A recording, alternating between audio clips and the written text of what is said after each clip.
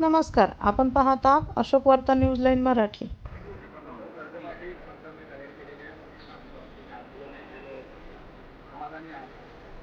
खरं तर आता कर्जमुक्तीचा हा प्रवास एकंदरीत जो आम्ही वर्षभर चालवला आणि या सगळ्याच्यामध्ये 29-30ला कदाचित होणारी कर्जमाफी आपण आज खेचून आणली.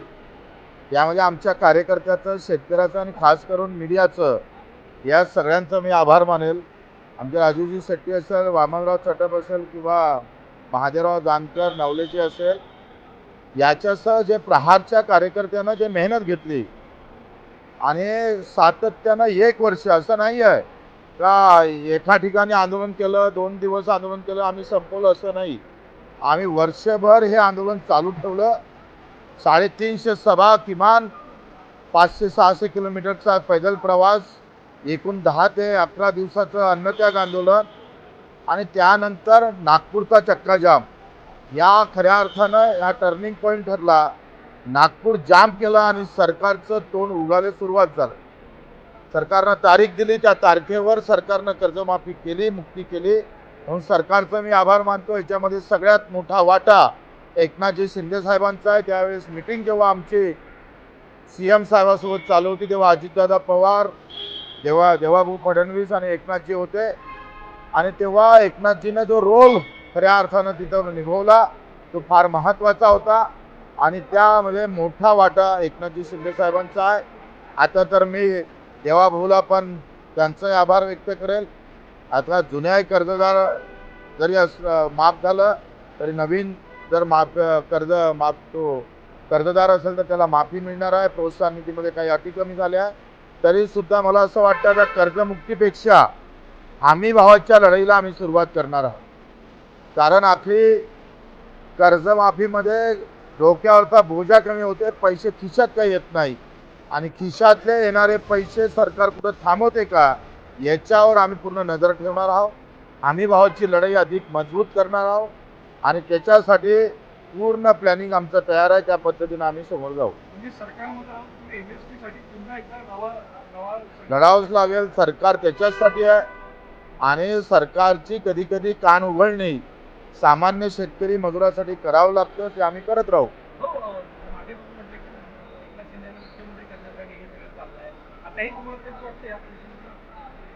नाही, मला असं वाटतं का आता मुख्यमंत्री होण्यासाठी चाललं हे महत्त्वाचा विषय नाही आहे. पहिले एकनाथजी ज्या भूमिकेनं समोर जात आहे तो विषय आमच्यासाठी महत्त्वाचा आहे आणि एक दिवस पुन्हा एकनाथजी शिंदे साहेबांचा आल्याशिवाय राहणार नाही मुद्दाहून सांग.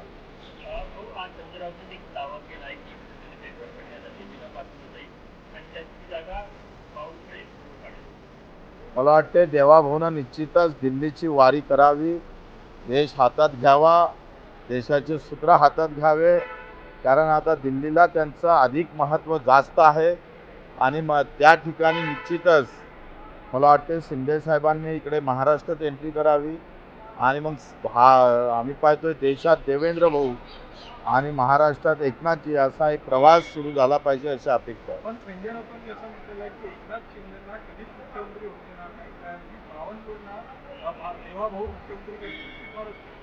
आता संजय भाऊचा भविष्यवाणी कुठंच कधी खरी ठरली नाही. त्याच्यानं त्यांनी कोणत्या आता ज्योतिषाजवळ हात पाहिला, त्यांचा पाहिला का कोणाचा पाहिला माहीत नाही. त्याच्यानं मला वाटतं त्याला काही अर्थ उरत नाही.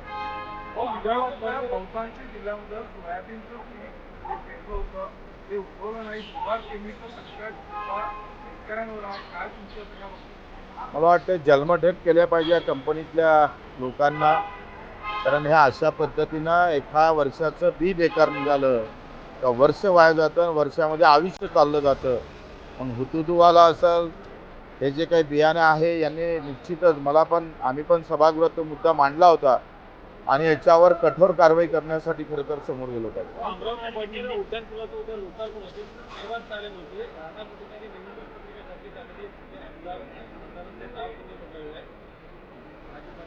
आता पत्रिकेवरचं नाव कोणं टाकलं, काय टाकलं, एवढ्या चिल्लर गोष्टीत आपण जाण्यात काही अर्थ नाही. पूल होणं महत्त्वाचं आहे.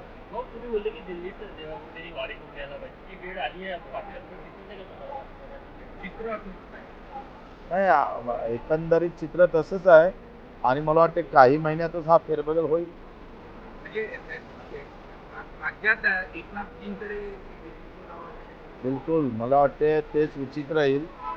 आणि ज्या एकनाथजी शिंदे साहेबांमुळं भाजपचं सरकार आलं, तो खऱ्या अर्थानं परोपकारी भावना भाजपनं ठेवली पाहिजे अशी अपेक्षा आहे. बोगस बियाणं विरोधात सरकार कायदा करण्याच्या तयारी असल्याची माहिती. हा मला वाटतं आवश्यक आहे, कारण बोगस बियाणं झालं, बोगस कलम झालं. आता गलगलची कलम आल्यामुळं संत्रा उत्पादक शेतकरी जसा ठार झाला, तसं बियाणामुळं काल आम्ही ते गलगलच्या कलमीबाबत, कारण संत्रा उत्पादक आपली ओळखच संत्र्याची आहे नागपूर अमरावतीची, आणि या गलगलच्या कलमीमुळं आत्ता जी अडचणीत आलेला शेतकरी आहे याच्यावर निश्चित नियंत्रण आलं पाहिजे.